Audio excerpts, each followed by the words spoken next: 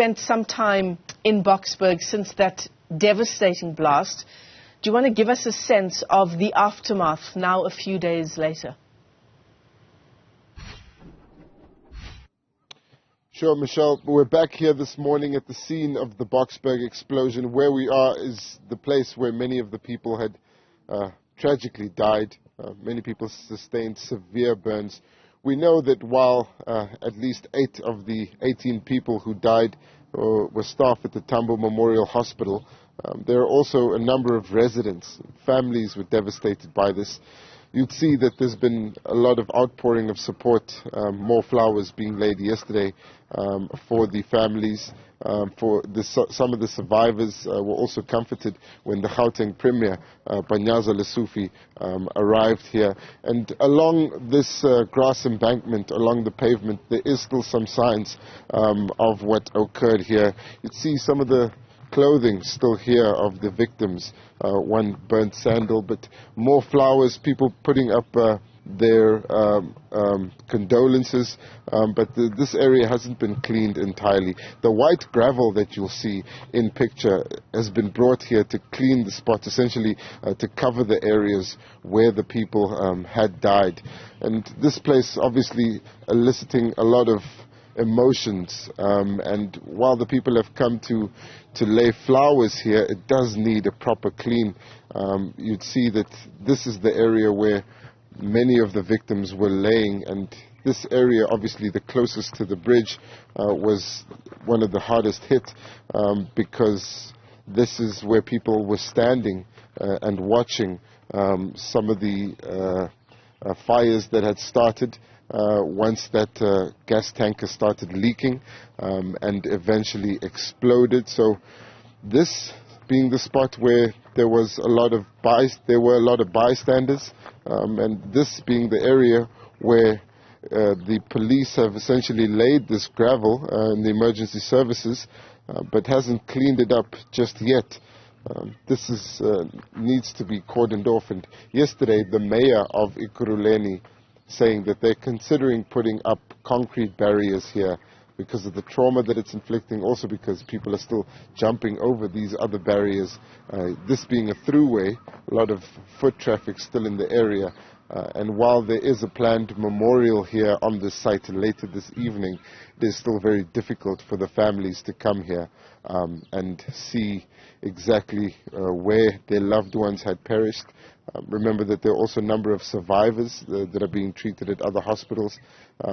And yesterday, some of them actually came around here to speak to the Premier, who was at the site, to comfort some of the families and speak to the community, which has really united here, Michelle. This devastation has caused or has elicited an outpouring of support from the community. They're preparing a number of events, but most of them still have major questions around why the truck driver was in this area to begin with. Take a look at the bridge once again. What's interesting about it is that there are no industrial sites in this neighborhood. In fact, there's basically just residential houses in this neighborhood. The residents around here yesterday telling Newzroom Afrika that they're not used to seeing gas tankers or, in fact, any industrial trucks passing through here. They believe that the signage on the bridge was clear enough for the driver to have known that he couldn't pass through here. And the big question is why he came through this area. We've already heard from the Road Traffic Management Corporation about the accident. They believe it could have been avoided.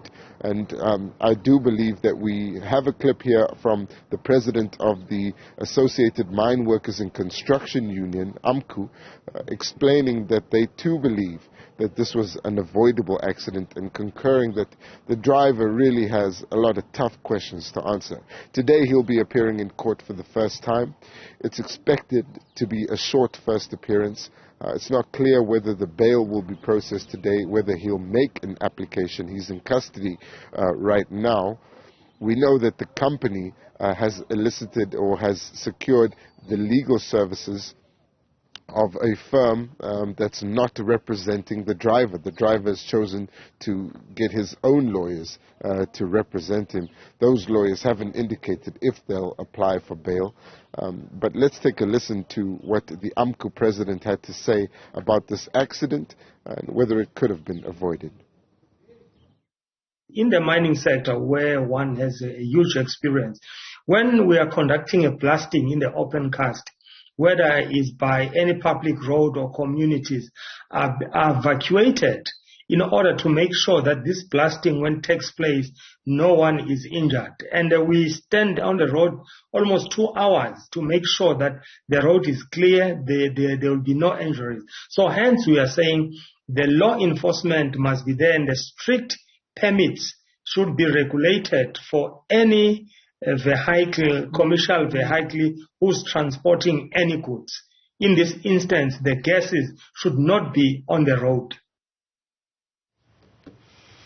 And all of those issues, no doubt, will be ventilated when the truck driver makes his first appearance in court this morning, Govan, insofar as, all of the issues that you've just raised. Why was he in that area? Why did he continue to drive when there were clearly marked signs on the bridge saying that it would be way too short for him to pass? In the meantime, Govan, thanks very much indeed for that update. His live to us there from the very scene where a number of people perished in the wake of that blast on